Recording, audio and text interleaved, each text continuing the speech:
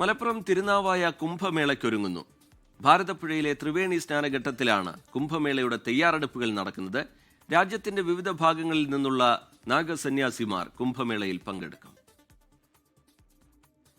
ഹരിദ്വാർ, പ്രയാഗ്, ഉജ്ജയിൻ, നാസിക് എന്നിവിടങ്ങളിൽ കുംഭമേള നടത്തുന്ന ജൂന അഖാഡ തന്നെയാണ് തിരുനാവായയിലും കുംഭമേളയ്ക്ക് നേതൃത്വം നൽകുന്നത്. സന്യാസ സമൂഹത്തിലെ മഹാമണ്ഡലേശ്വർ ആനന്ദവനം ഭാരതി മഹാരാജ് കഴിഞ്ഞ ദിവസം തിരുനാവായ സന്ദർശിച്ചു. ഇവിടെ ഈ മഹാമണ്ഡലേശ്വർ സ്വാമികൾ കഴിഞ്ഞ ദിവസം വന്നിരുന്നു. ജുനോ അഖാഡ സ്വാമികളാണ് നാഗസന്യാസിമാരെ. അതിനെ സംബന്ധിച്ചിട്ടുള്ളൊരു വിലയിരുത്താനും കാര്യങ്ങൾക്കും അദ്ദേഹം ദർശനത്തിനും കൂടിയായിട്ടാണ് വന്നത്.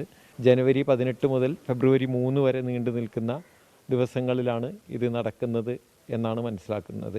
തിരുനാവായയെ സംബന്ധിച്ചിടത്തോളം ഇപ്പോൾ ഈ ഒരു ത്രിമൂർത്തി സംഗമസ്ഥാനം നമ്മളെ ഇന്ത്യയിൽ വേറെ എവിടെയും ഇല്ല എന്നാണ് ഞാൻ മനസ്സിലാക്കുന്നത്. തിരുനാവായയിലും 250 വർഷങ്ങൾക്ക് മുൻപ് മേള നടന്നിരുന്നു എന്നാണ് പറയുന്നത്. 2028 മഹാമേള നടക്കുക. അതിന് മുന്നോടിയായുള്ള വാർഷിക മേളയാണ് ജനുവരി 18 മുതൽ ഫെബ്രുവരി 3 വരെ നടത്താൻ തീരുമാനിച്ചിരിക്കുന്നത്. ഈ വരുന്ന 23 മേളയുടെ സംഘാടക സമിതി യോഗം തിരുനാവായയിൽ ചേരും. 24 തിരൂർ.